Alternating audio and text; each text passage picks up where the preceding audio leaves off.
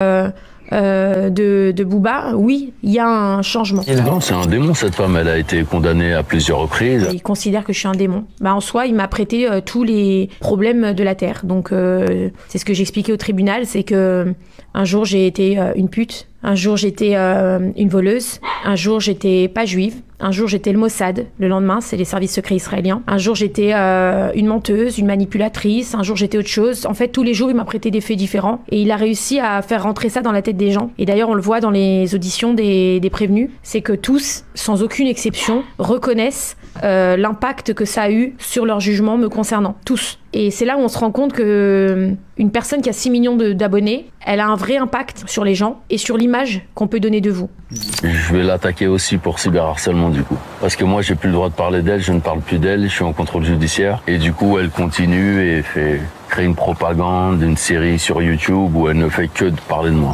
Alors oui, je n'attends que ça. Ce qui est difficile à mon niveau, c'est souvent ce que les journalistes m'ont prêté, c'est un clash. J'ai souvent été reçue dans des plateaux télé où on me disait c'est le clash Booba Berda.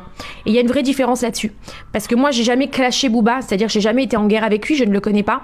Et je ne lui ai jamais... moi, la seule chose que j'ai fait, c'est de l'interpeller pour lui signaler le cyberharcèlement qu'il me faisait subir.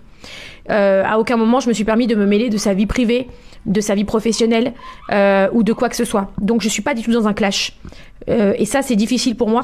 C'est faux, vous êtes dans une guerre ouverte désormais. Maintenant, on est dans une guerre judiciaire. Mais même avec ça, je suis pas dans une guerre de la personne. Je le connais pas.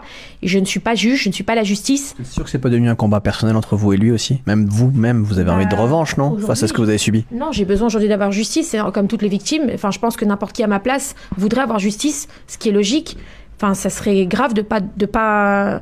Et c'est pour ça que je me bats aujourd'hui, évidemment. J'ai été attaquée dans tous les sens pendant des mois et des mois gratuitement par une personne qui ne me connaît même pas.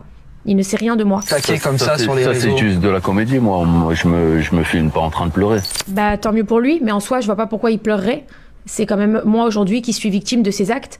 Donc je vois pas pourquoi il pleurerait. Je ne l'ai pas harcelé. Enfin, on peut pas retourner la situation. C'est comme vous dites une fille qui est agressée. Alors dans ces cas-là, c'est parce qu'elle l'a cherché et donc elle a provoqué son agresseur et en plus elle doit être... c'est insensé ce qu'il dit. Est-ce que vous allez entamer une procédure contre Booba qui a parlé de vous malgré l'interdiction suite à sa mise en examen pour cyberharcèlement à votre rencontre?